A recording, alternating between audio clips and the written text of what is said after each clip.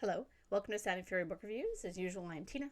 Today I'm doing a book review of 1,000 Tiny Awakenings, which is a poetry anthology from Latitude 46. It came out April 5th, 2025.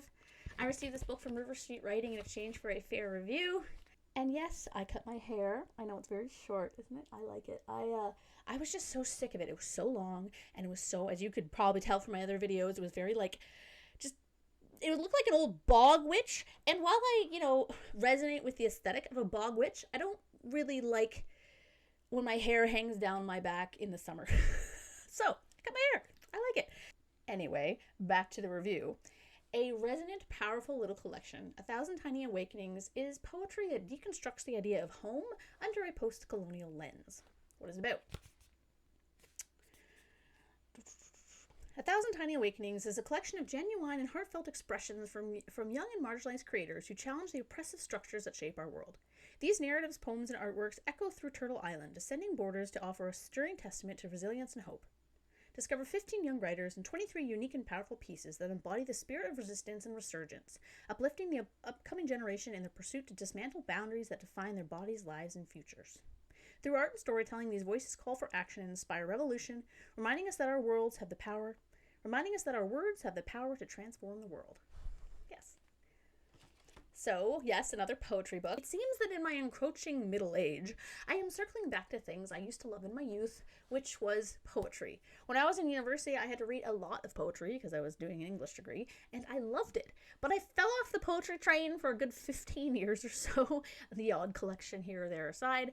But this year, I've really been drawn back into it, and this collection exemplifies why. Poetry can say so much with so little. It's a pared down, precise, efficient method of communicating something deep or profound or thoughtful, and these poems are no exception. They're less experimental than the batch I talked about last week with the collection Supergiants, and they follow a more typical layout. There's a few exceptions here and there, and they are all interesting in their own light. I love anthologies because you get to see different takes on the same theme in different voices. It was interesting to see which ones I was drawn to compared to others. Sometimes it's due to a specific sub-theme or something I can personally relate to, and other times it's because the language brings me in. Poetry, I find, is a very intimate written form, more so than even the spiciest of romance books. The latter I compare to like a fun night out, where poetry is like a 3-hour conversation in the middle of the night in a dim coffee shop. All forms of media have value for different reasons, all are important, but poetry is the rawest and it's also the deepest. Anyway, of these 23 poems, I circled 5 in the table of contents. This is so when I'm looking for poems in the future, I can find them easier, which is a lot for a small collection. 3 of these were by Lindsay Mayhew, so I guess I'm going to be looking up more of her stuff. Her poem, Feeling is an Organ is a Symphony, really spoke to me as a person who often feels rage. Hence the name of this channel.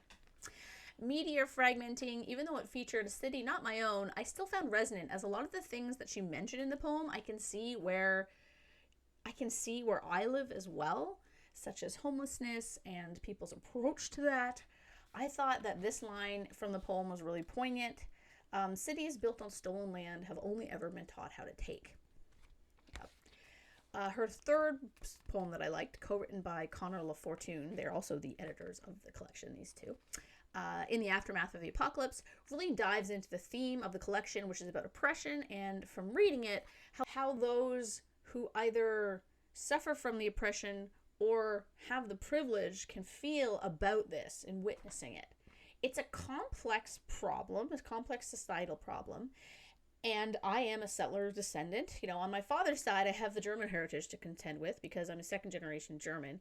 Not like I identify with that culture at all, other than Oktoberfest and maybe making some spatzel once in a while. But on my mother's side, my great-great-grandparents were settlers in southeastern Ontario. And I, a few generations since, have to live with that knowledge of not knowing exactly who my grandparents displaced. Like, I know the name of the peoples, but not the specific individuals, for example. I don't know what happened in that area because there's not a lot of research done on it. And actually, my grandfather put together like a very complex family tree, and so I'm tempted to go back and look at it, but I'm also kind of terrified. So for me, when I read these poems, it makes me wrestle with these ideas. It gives me empathy towards those who say that we're living on stolen land, and I agree with that assessment.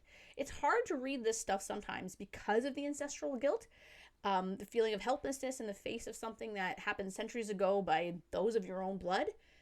But I think the least that I can do is feel uncomfortable reading this stuff, because that position is nowhere near as bad as being the one whose land was stolen.